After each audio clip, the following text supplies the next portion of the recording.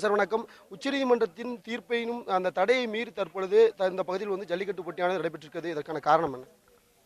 இல்லை, இந்த தடையை மீறி நடத்தினது இன்னைக்கு பொங்கலுக்கு முத நாள் நாங்கள் வந்து 13ஆம் தேதியே கடலூரில் நடத்தினோம். அது தென் மாவட்ட விளையாட்டுன்னு எல்லாரும் சொல்லி பழி சொல்லிட்டு இருக்கும்போது இல்லை அது வட மாவட்டத்துலேயும் ஜல்லிக்கட்டு நடக்கணும்னு நடத்தி காட்டினோம். பல இடங்களில் நாம் தமிழர் கட்சி பிள்ளைகள் இந்த ஜல்லிக்கட்டை நடத்தினாங்க.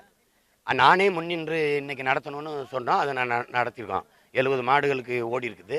இப்போ மழைனால அதிகாலையில் பெய்த மழைனால மாடுகளுக்கு கொண்டு வர முடியல. இல்லைன்னா 150 காலைகள் நாங்கள் திட்டமிட்டிருந்தோம். அப்போ அதில் என்னென்ன அந்த தடையை மீறுதல் என்பது என்னோட பிழை இல்லை, தடையை மீற வைத்தவர்கள் பிள்ளை தான். அது அவங்க குற்றம்தான். நாங்கள் இந்த சட்டத்தை பெரிதும் மதிக்கிறோம், நீதியை பெரிதும் மதிக்கிற ஒரு இனத்தின் மக்கள். ஆனால் இதை எங்களுக்கு இழைக்கப்பட்ட அநீதியாக நாங்கள் பார்க்குறோம். இது என் பண்பாட்டின்மை தொடுக்கப்பட்ட ஒரு போர் சுமத்தப்பட்ட ஒரு பெருத்த அவமானமாக நாங்கள் பார்க்குறோம். அதை துடைக்கிறதுக்கு உடைக்கிறதுக்கு சட்ட போராட்டங்கள், அரசியல் போராட்டங்கள் என்னென்னவோ செஞ்சு பார்த்துட்டோம். ஆனால் மதிப்புமிக்க இந்த நீதி எங்களை மதிக்கலை, ஒரு துளி அளவுக்கு மதிக்கலை. அது எள்ளி நகையாடுது. எங்களை காட்டு மிராண்டி கூட்டங்குது, படிப்பறிவு இல்லாத முட்டா பசங்கங்கிறது, இது கனிப்பொறியில் விளையாடுங்குது, நீங்கள் சிங்கத்தோட விளையாடுவியாங்குது. அப்போ சிங்கம் வனவிலங்கு இல்லையா? காலை வனவிலங்கு, என் வீட்டில் வளர்கிற காலை வனவிலங்கு. அப்போ காட்டில் வளர்கிற இது வந்து அது என்ன வீட்டு விலங்கு ஆயிடுச்சா? அப்போ நீதியரசர்கள் வந்து சிங்கத்தோட விளையாடுவான்னு கேட்டால் அப்போ பிரச்சனை காலை இல்லை, நாங்கள் தான் அவங்களுக்கு பிரச்சனை. அப்போ அதெல்லாம் வந்து அநீதியாக தெரியுது. அதனால தான் நாங்கள் அதை மீறுறோம். எங்கள் காளைகள் எப்படி வாடிவாசல்லேருந்து திமிரி வருதோ அப்படி எங்கள் மீது சுமத்தப்பட்ட இந்த தடையை உடைக்க நாங்களும் திமிரி எழுகிறோம். இது எதுக்குன்னா, எங்கள் உணர்வை வெளிக்காட்ட வழி இல்லாதனால இந்த தடையை மீறி நாங்கள் ஜல்லிக்கட்டை நடத்தி எங்கள் பாருங்கள், எங்கள் உள்ள குமரில் எங்கள் உணர்வு எழுச்சியை நீங்கள் பாருங்கன்னு லட்சக்கணக்கான எங்கள் இளைய பிள்ளைகள் பள்ளியில் கல்லூரியில் படித்து கொண்டிருக்க மாணவ பிள்ளைகள் பணியில் இந்த வெயிலில் இன்னைக்கு பெய்த மழையில் நனைஞ்சிக்கிட்டு இன்னும் அப்படியே பசியும் பட்டின்மா உறக்கத்தை தொலைச்சி நிற்கிறாங்கன்னா இந்த உணர்வுக்கு மதிப்பளிக்கணும். மாணவர்கள் தொடர்ந்து போராட்டத்தின் காரணமாக மத்திய மாநில அரசுகள் வந்து நடவடிக்கை எடுத்திருக்கு. தமிழக அரசு வந்து குறிப்பாக அவசர சட்டம் பிறப்பிச்சிருக்காங்க. அதை பற்றி மத்திய அரசு நடவடிக்கை எடுத்திருக்குன்னு சொல்கிறத நான் எதிர்க்கிறேன். நீங்கள் சொல்லியிருக்கக்கூடாது. மாநில அரசு கையில் சாட்டி விட்டு தப்பிச்சுக்கிருச்சு. உச்சநீதிமன்றத்தில் வழக்கு இருக்குது, நான் என்ன செய்யணும்னு சொல்லுது. வழக்கு காவிரி மேலாண்மை வாரியத்துக்கு தான் வழக்கு இருக்குது. அதை ஏன் ஒன்றும் சொல்லலை? அதை ஏன் நீங்கள் அத்துமீறி போய் பேசுனீங்க? நீங்கள் காவிரி மேலாண்மை வாரியம் அமைக்கிறதுல இதை செய்யணும்னு நினைக்கல. இதில் வந்து மாநில அரசு கையில் சாட்டி விட்டுட்டு நீங்கள் என்ன முடிவு செய்தாலும் நாங்கள் அதுக்கு ஒத்துழைக்கிறோன்னு சொல்லிருச்சு.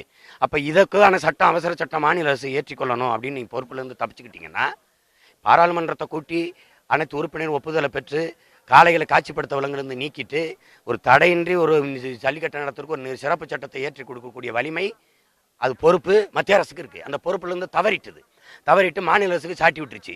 அப்படி எல்லாத்தையும் சாட்டும் போது என்னுடைய கல்வியை எதுக்கு மாநில பட்டியலிருந்து பொதுப்பட்டியல் கொண்டு போனேன்? எதுக்கு ஜிஎஸ்டி மசோதா ஒரே வரி எதுக்கு? இந்த நீட்டு தேர்வு முறை எதுக்கு? இந்த உணவு பாதுகாப்பு மசோதா எதுக்கு? உதவி மின்திட்டத்துக்கு? எல்லாத்தையும் இங்கிட்ட இருந்து பறிச்சுக்குவேன். என் மக்களின் உணர்வுக்கு ஒரு சட்டம் என்ன, அதை மட்டும் நீ பார்த்துக்கன்னா எல்லாத்தையும் கொடுத்துட்டு நானே பார்த்துக்கிறேன். அது எப்படி இருக்கு? அப்ப இது வந்து திட்டமிட்ட வஞ்சகம். தமிழ் தேசிய மக்களுக்கு மத்தியில் ஆண்டு கொண்டிருக்கிற பாரதிய ஜனதா அரசு செய்த துரோகம், பச்சை துரோகம். தமிழக அரசு தற்பொழுது எடுத்துள்ள நடவடிக்கை குறித்து உங்களுடைய கருத்து என்ன? அவசர சட்டம் சரிதானா?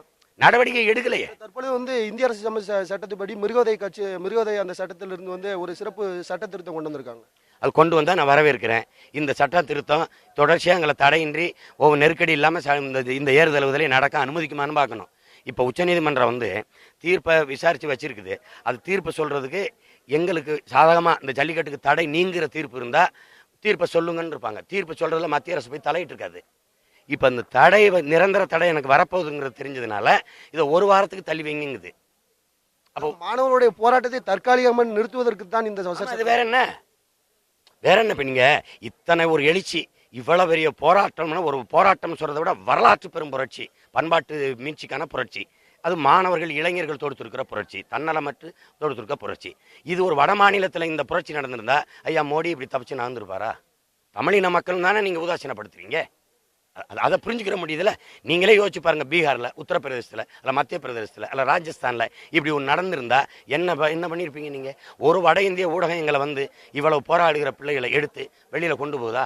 இல்லை. ஆனால் அதையும் மீறி இன்னைக்கு அகில உலக பிரச்சனையை அந்த ஜல்லிக்கட்டு மாறி நிற்கிறத நீங்கள் பார்க்குறீங்க. அப்போ இந்த அரசு வந்து எங்களுக்கு செய்ய வேண்டிய அந்த இதில் இருந்து செய்யலை. இப்போ இது என்னென்னா, மறுபடியும் 6 மாதம் கழிச்சு ஒரு நிரந்தர தடை எங்களுக்கு வர்றதுக்கு காத்திருக்கு. நாங்கள் அந்த தடையை வார்த்தையில் மட்டும்தான் வைப்போம், வாழ்க்கையில் ஒருபோதும் கடைபிடிக்க மாட்டோம். அதை பெருமையோடும் திமிரோடும் நாங்கள் சொல்கிறோம்.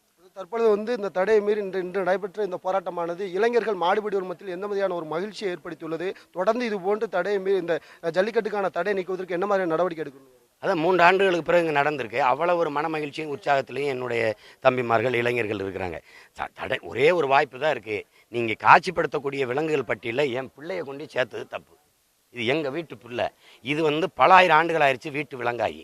இதை போய் நீங்கள் அதுக்கு வனவிலங்கு பட்டியலை சேர்த்து காட்சிப்படுத்தக்கூடிய விலங்குகள் பட்டியலை சேர்த்துட்டீங்க. எந்த வித்த கூடாரத்தில் எங்கள் காளையை வச்சு பசு வச்சு வித்த காட்டுறான்? உலகத்தில் எல்லா நாட்டு காடுகள்லையும் காட்டு எருமை ஆடு இருக்குது, காட்டு எருமை இருக்குது. காட்டு மாடு காட்டு பசு கிடையாது. அப்போ இது திட்டமிட்டு செய்த சூழ்ச்சி. அன்னைக்கு ஆட்சியில் இருந்தவர்கள் கூட இருந்தவர்கள் தடுத்துருக்கணும். இன்னைக்கு அதை கொண்டு வந்த காங்கிரஸும் போராடுது, கூட இருந்த திமுகவும் போராடுது. இது நீக்குன்னு பாரதிய ஜனதா அவங்க தான் கொண்டாந்தாங்க, நாங்கள் என்ன செய்ய முடியுங்குது. இவங்க இல்லை அது தடை நீக்கி கொண்டு வர முடியும், அது செய்யாமங்குது. இந்த இந்த இந்த இந்த இந்த இது இருக்கு பாருங்க, இந்த கருத்து மோதல், இந்த ஒருத்தர் பழி சொல்றது, இதே நாங்கள் வெறுக்கிறோம். யாராவது ஒருத்தர் செய்யுங்க, எங்கள் உணர்வுக்கு மதிப்பளித்து செய்யுங்கிறோம். அப்போ இத்தனை லட்சம் இளைஞர்கள் மாணவர்கள் படிப்பை திறந்துட்டு ஓடியாந்து பண்பாட்டு முயற்சிக்கு போராடுவதற்கு என்ன மதிப்பு இருக்குது? மக்களின் குரலுக்கு மக்களின் கோரிக்கைக்கு செவிசாய்க்காத அதிகாரம் எதுக்குத்தான் அந்த அதிகாரம்? அதுதான் நமக்கு இருக்கிற வேதனை.